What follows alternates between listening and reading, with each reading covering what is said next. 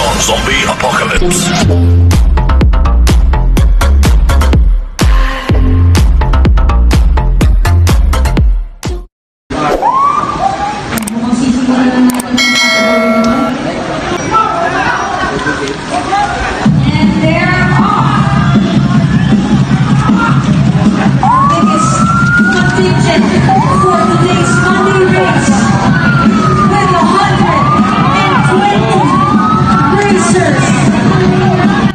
Kakaumpisa pa lang ng race natin guys, pero nasira na itong isang kalahok at makakahabol pa kaya siya. So andito na ang ating peloton at napakadami ang sumali dito sa ating 16 to 18 category. Nasa 127 participants po lahat ito, galing sa iba't ibang panig ng ating probinsya dito sa Luzon. So guys, panoorin natin itong elimination round ng ating 16 to 18 category dahil napakaganda ng ipinakita ng ating bawat participants dito sa race na to.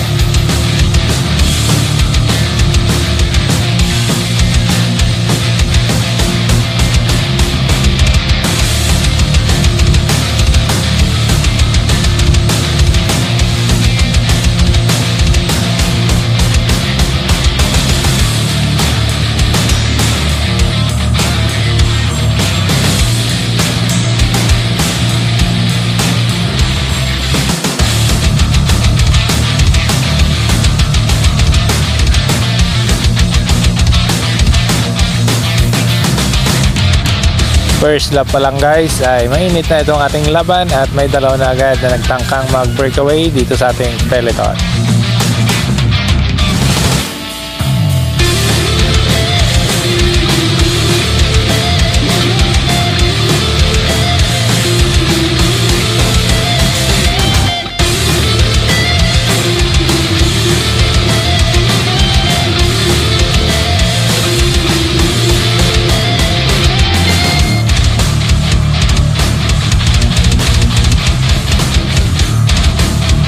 Yan nga guys, at second laps na tayo at mayroon tayo isang breakaway at mayroon pang nakasunod sa bandang likod, 2, 3, 4 na medyo nakakangat sa ating peloton at ang peloton naman guys ay nandito lang sa likod.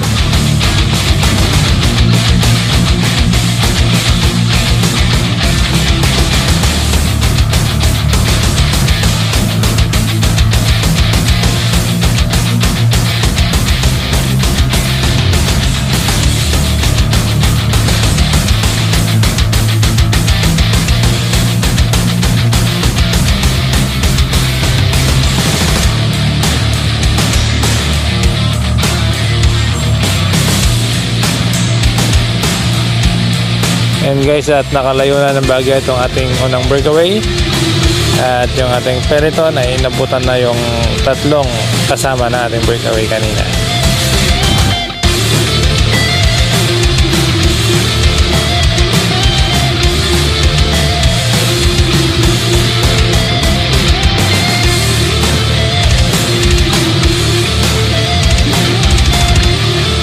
Sa race na to guys ay kasama ang ating tropa mula sa Pangasinan, ang ating Pangasinan Cycling Team. So shout out sa inyo mga idol, Keno Jesus, Renato Sabido, Ace Ocampo, Mark Joseph Operia, John Louis Honrada at kay Edran Ahmed na nasa 19 to 21 category naman guys.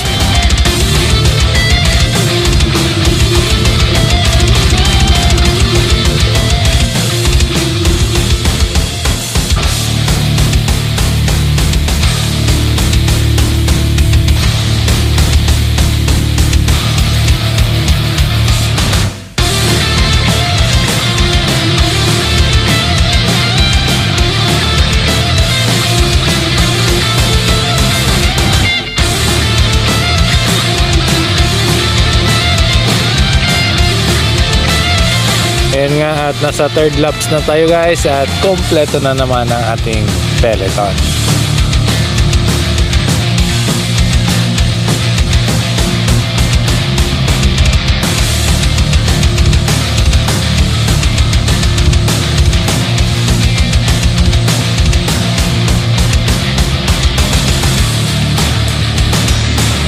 May isa po tayong napag-iwanan na tropa dito sa bandang likod. Siya po yung nasiraan ng bike kaninang umpisa ng ating karera.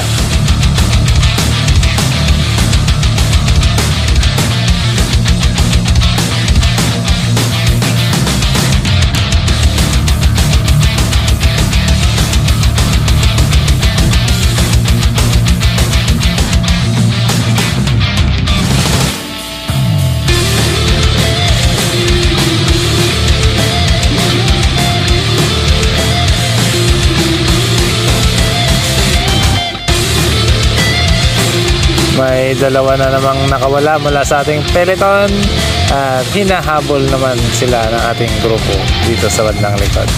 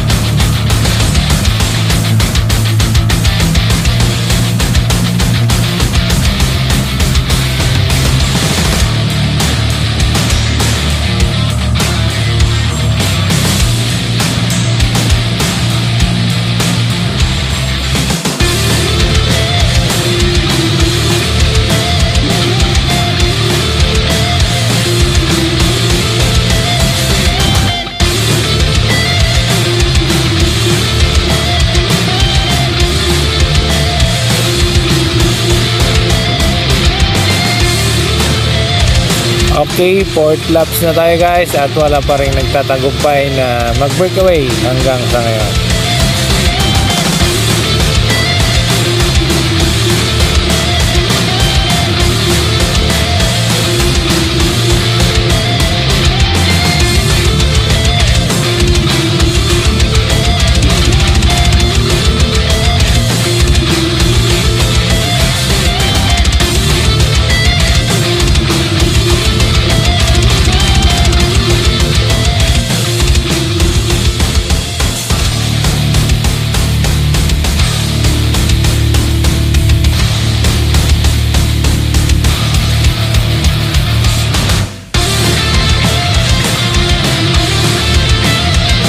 Ika-4 na rounds, nagpakitang gilas naman itong isa nating tropa mula sa Pangasinan Cycling Team, Keno Jesus, ang nag-attempt ng breakaway.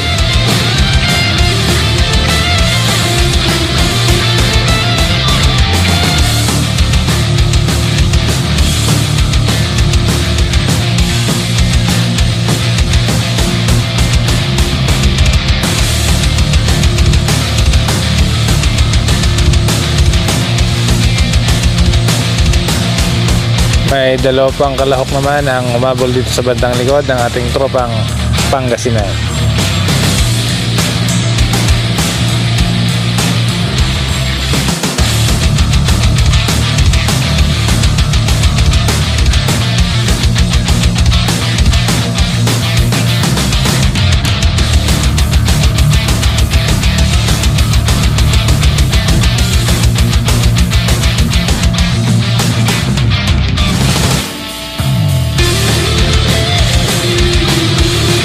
Five laps na tayo guys at mayroon tayong 3 breakaway sa pangunguna ng Team Stance at ang ating peloton ay nasa bandang likod.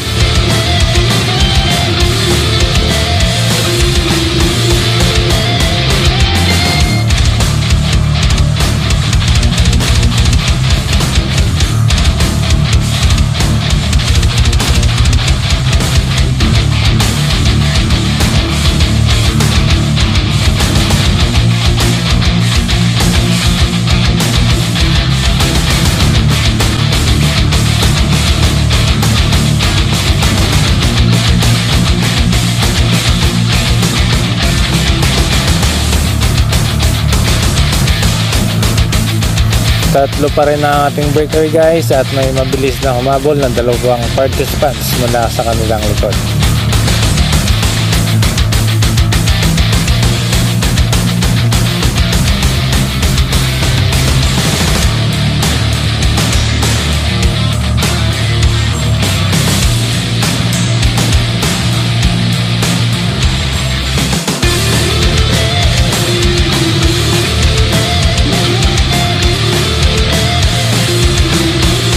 guys at nagpang-abot ng ating 5 breakaway at patuloy silang lumalayo sa ating peloton sa pangunguna ng ating Team Excellent.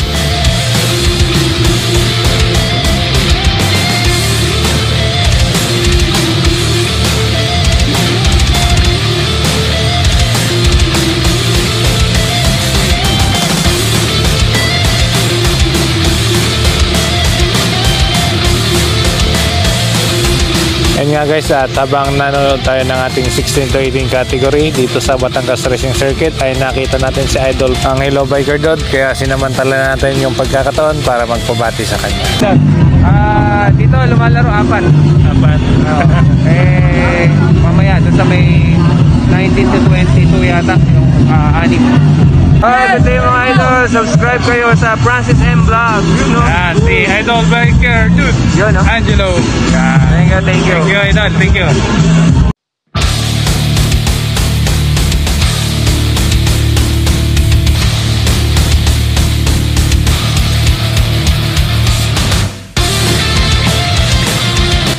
Nasa ika-6 na laps na tayo guys at mayroon din tayong 6 na breakaway sa pangunguna ng Team Muso.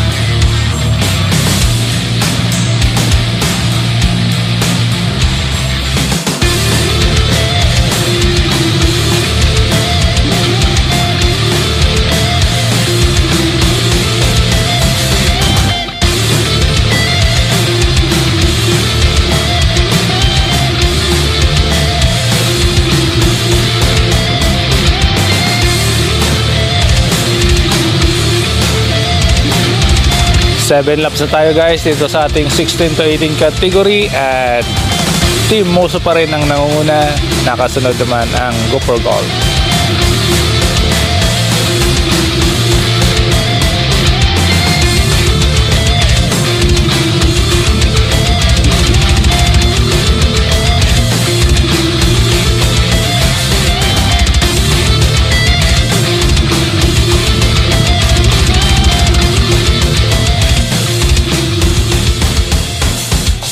Andito na rin ang ating peloton at humahabol pa rin sila sa ating breakaway.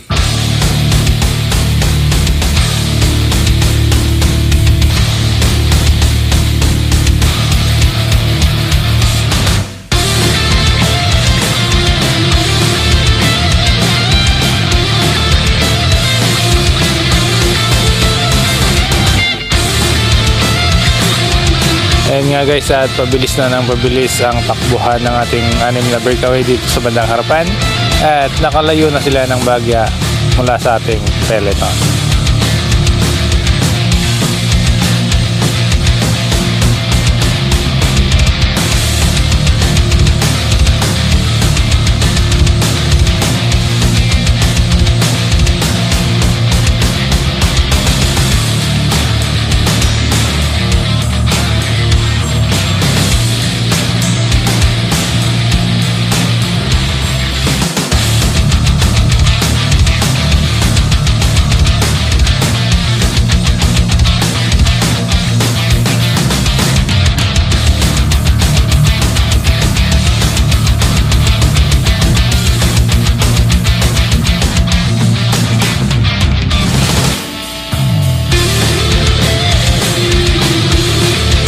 Dalawang Team Muso, isang Team Excellent, isang Cooper Gold, isang Stance at yung isang naka-orange na jersey ang ating naunang breakaway.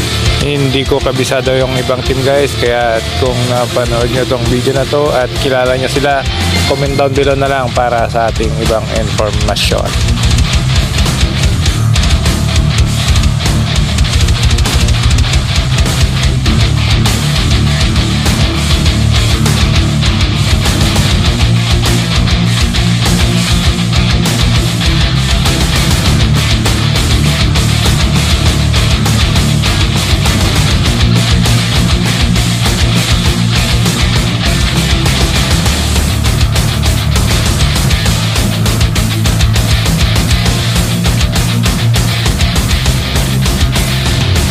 Nasa ika-8 laps na tayo guys at patuloy pa rin na namamayagpag itong ating 6 na breakaway dito sa bandang harapan.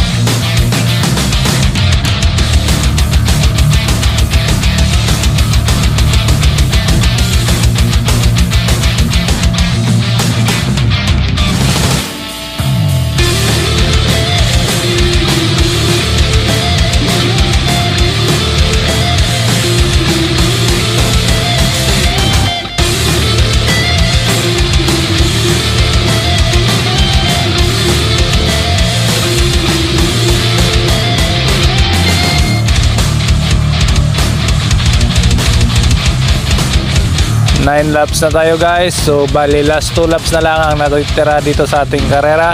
At patuloy pa rin itong 6 na breakaway ang nangunguna dito sa ating race line.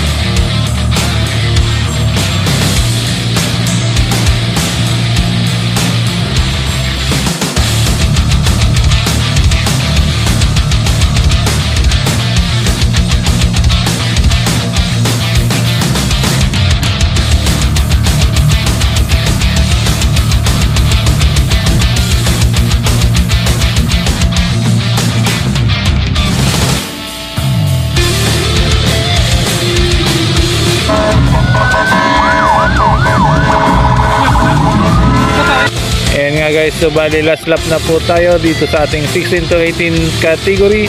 Sino kaya sa kanila ang magwawagi? May 6 pa rin tayong breakaway dito sa bandang harapan.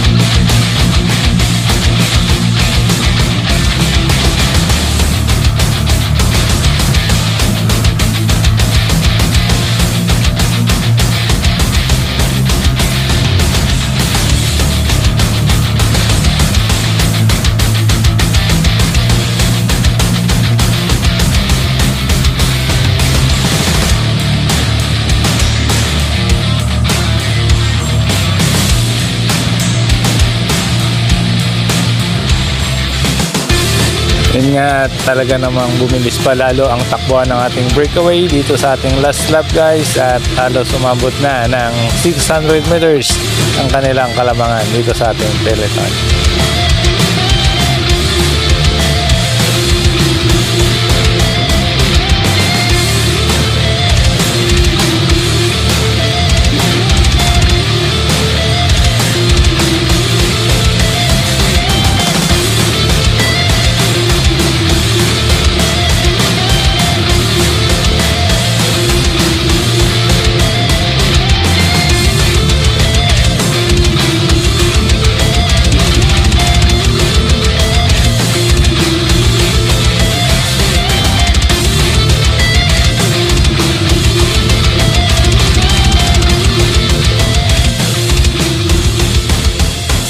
Bumanat naman sa ating last lap, MG Operia ng Pangasinan Cycling Team. Siya ngayon ang nangunguna sa ating peloton.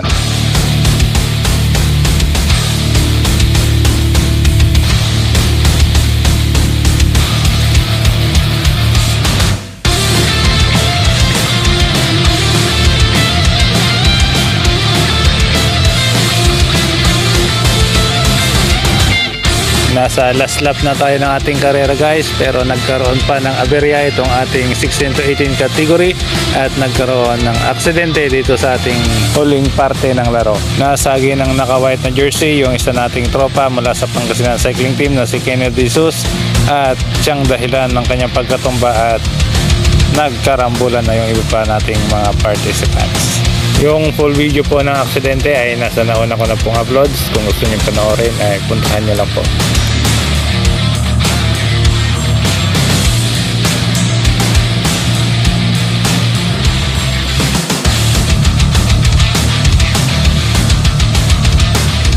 Ayan nga guys, at para sa ating final round, paparating na ating 6 na breakaway.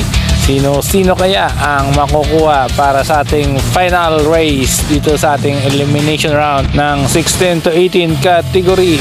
Ayan nga guys, at nagkarimatehan na itong 6 na breakaway. Nangunguna ang ating Team Musu, nakasunod yung Team Stance, at pangatlo yung Team Excellent. So congrats sa ating 6 na naunang kalahok guys, at paparating na rin ang ating second group, ang ating peloton. Bali top 90 na participants ang kukunin dito sa ating elimination round guys, na siyang maglalaro sa ating final race. So good luck sa makukuha ang top 90, at sana pala rin ulit kayo sa next race. At dito na nga nagtatapos guys itong ating 16 to 18 category elimination round. See you next race.